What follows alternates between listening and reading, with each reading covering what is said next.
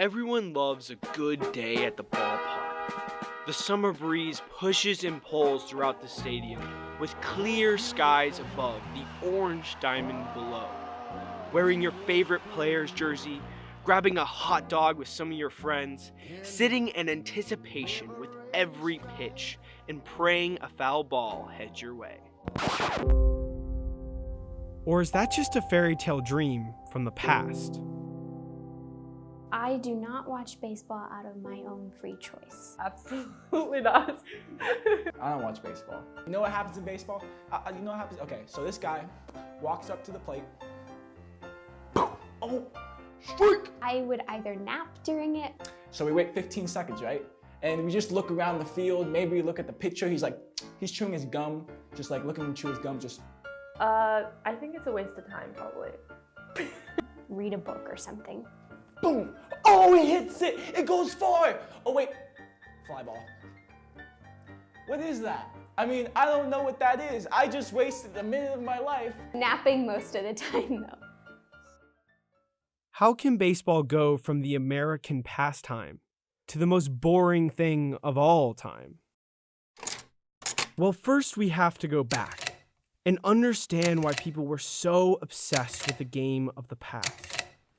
In my opinion, I think what made it attractive is its social nature. Baseball viewership, it was an event that you would attend with friends, spend an afternoon, get off work early, go see a game, and people were able to get involved in the players. Before free agency and players moving around, you could identify more with your team.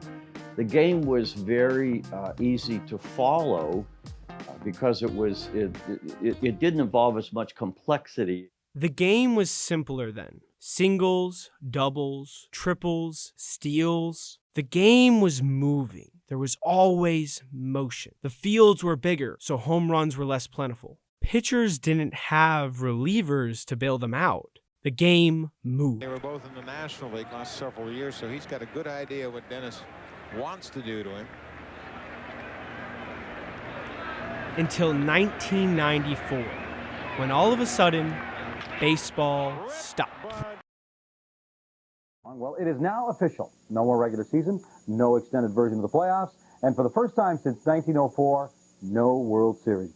Yeah, I was a diehard baseball fan. Used to hang out with my buddies and watch baseball. And that was until the strike. Well, when the strike in 1994 happened, to be honest, I can't tell you exactly what it was all about, but the perception was that you had a whole bunch of rich guys that owned the team that didn't want to give up any money, and you had a whole bunch of rich players that wanted more money, and neither side could come together. And so because of that, they kind of both drew a line in the sand. So the season got canceled. And once the season was canceled, for myself anyhow, there was just no more interest in baseball. I made it through a whole year without watching baseball. And so when the season was over and the following season came back, I didn't watch any baseball, and I was kind of over baseball, kind of mad at baseball. I had hoped that tonight I would be coming out to tell you that baseball was coming back in 1995. And for a good while this evening, I thought that might well be the case. Unfortunately, the parties have not reached agreement. The American people are the real losers. The strike certainly hurt because at the same time you had the NFL increasing in popularity, and consequently that people had an alternative, and the NFL was much, football in a sense was much more exciting to watch.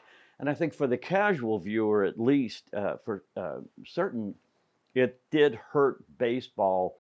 Money became the object. Players wanted more, so did managers, but fans just wanted to watch the game. Baseball would come back in a big way in 1998. There's Sammy Sosa way back. Might be out of here. Couldn't hit it.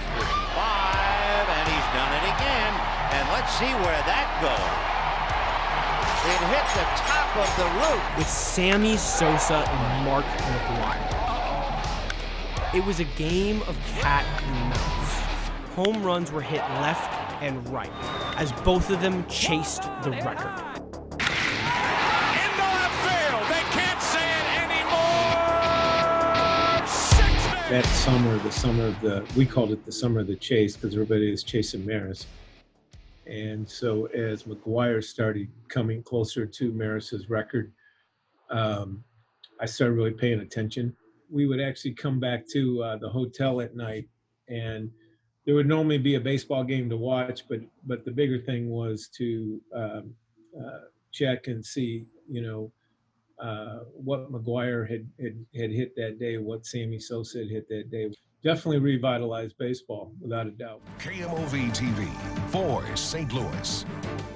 Good evening, and thank you for joining us. The anticipation is growing, the excitement building tonight as Mark McGwire and the Cardinals return home. This could be the weekend that McGwire breaks Roger Maris's single-season home run record. I mean, what McGwire and Sosa were doing was an anomaly. That's not something that happens every year, because it made what normally felt like a long season. Most people said, I don't get involved in baseball until the end of the season. We get into the playoff, the World Series. Now we had something that was more interesting than just waiting till the end of the season. Tuesday, September 8th, and Mark McGwire moves one place in front of Roger Maris.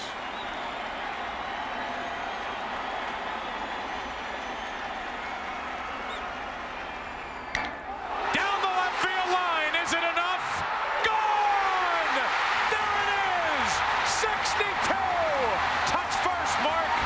You are the new single-season home run king. Suddenly, talks of steroids ruined and soured the conversation, revealing that this was an inhuman feat that both of them had accomplished. There are purists, obviously, who said that just basically wipes it all out. You put an asterisk, it doesn't count, it's not real.